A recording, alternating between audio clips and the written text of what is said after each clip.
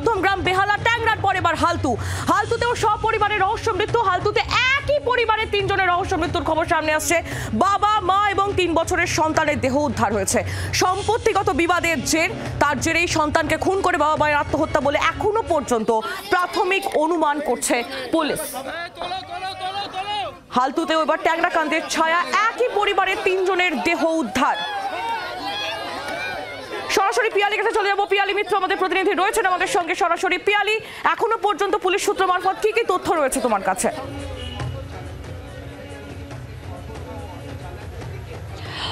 দেখো, ইতিমধ্যেই 3টে দেহ উদ্ধার করে নিয়ে যাওয়া হয়েছে, ময়নাতদন্ত হবে।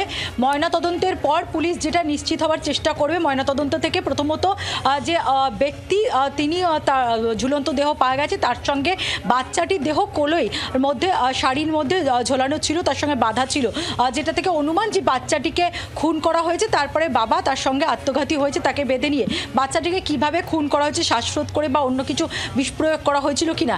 পাশাপাশি একেবারে একই ঘরের মধ্যে আলাদা ডিরেকশনে ঝুলন্ত দেহ পাওয়া যায় মহিলার, অর্থাৎ এই ব্যক্তির স্ত্রীর। তার যে দেহ পাওয়া গেছে, তিনি নিজে আত্মঘাতী হয়েছে নাকি তাকে খুন করা হয়েছে, সেটাও ময়নাতদন্তে হলে স্পষ্ট হবে এবং ময়নাতদন্তের পরে এই বিষয়গুলো তদন্তকারী অফিসার স্পষ্ট হবেন। যে ঘরের ভেতর থেকে 3টে দেহ পাওয়া গেছে, সেই ঘরের দেয়ালে 2টো পোর্শনে 2টো লেখা ছিল পেন্সিল দিয়ে, যেটাকে সুইসাইড নোট হিসেবে। আরো তথ্য নিয়ে নেব, তুমি আমাদের সঙ্গে থাকো। পরিবারের তরফ থেকে কি বলা হচ্ছে আমরা একটু শুনে নিই।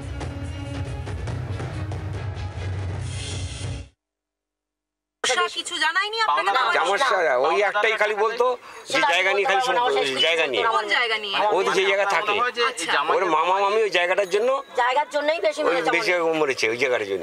তা আমি বলেছি ওদের দিদার নামে, এইসব নামে।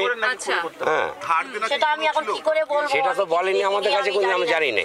আমরা বলেছি ওরা ভালো যাওয়া আসা করতো, ভালোভাবে আসে। মামা মামির সঙ্গে কি গন্ডগোল, জমি জায়গা? হ্যাঁ, ওই ট্যাক্সের বিল তো দিত না, তাই নিয়ে অশান্তি নাকি হতো। মেয়েরা বলতো আমাদের কাছে।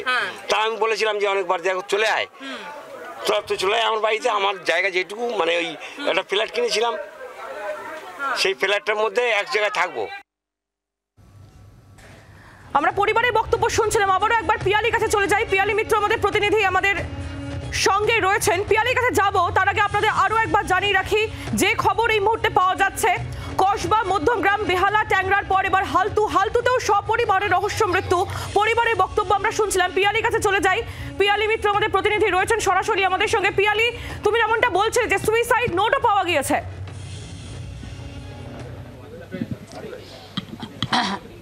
একেবারেই দেখো, ঘরের মধ্যে থেকে ঘরের যে দেয়াল, সেই দেয়ালে 2টো পোর্শনে 2টো লেখা পাওয়া গেছে। হাতের লেখা একজনেরই বলে মনে করা হচ্ছে। এখন স্বামী না স্ত্রী, তাদের মধ্যে থেকে কে লিখেছেন সেটা তদন্তকারী অফিসাররা খতিয়ে দেখবেন। কিন্তু সেই যে দেয়ালের মধ্যে যে লেখাটা পাওয়া গেছে, সেটাকেই সুইসাইড নোট হিসেবে পুলিশ ট্রিট করছে। এবং 2টো পোর্শনে 2টো লেখা ছিল। প্রথমত 3-4 জনের নাম লেখা রয়েছে এবং তার পাশাপাশি সম্পত্তিগত একটা সমস্যা যে চলছিল, এবং তার জন্য এই 3-4 জন যাদের নাম লিখে যাওয়া হয়েছে তারা দায়ী তাদের মৃত্যুর জন্য, সেটা উল্লেখ করা হয়েছে। ইতিমধ্যেই এই পরিবার যিনি মামা মামি, তাদেরকে জিজ্ঞাসাবাদের জন্য থানাতে নিয়ে যাওয়া হয়েছে এবং গোটা বিষয় পুলিশ তদন্ত শুরু করেছে। পাশাপাশি বেশ কিছু ব্যক্তির কাছে ঋণ হয়ে গেছিল, ধার হয়েছিল তাদের, এবং সেই ব্যক্তিরাও তারা এসে তাগাদা দিচ্ছিল। ফলে সেটাও কোনো রকম কোনো কারণ কিনা সেটা পুলিশ খতিয়ে দেখছে। ইতিমধ্যেই দেহ উদ্ধার করে ময়না তদন্তের জন্য নিয়ে যাওয়া হয়েছে। সেদিকে আমাদের নজর অবশ্যই থাকবে, তোমার থেকে আপডেট নিতে থাকবো। ধন্যবাদ তোমায়। পিয়ালি মিত্র আমাদের প্রতিনিধি ছিলেন আমাদের সঙ্গে। আর প্রতিবেশীদের তরফ থেকে কি বলা হচ্ছে, তারা কি বলছেন শুনবো।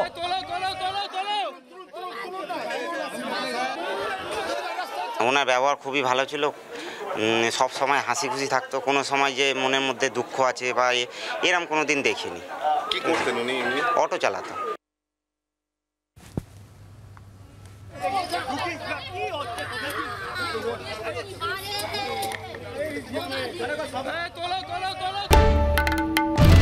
বাংলার আওয়াজ, বাঙালির আবেগ, জি 24 ঘন্টা।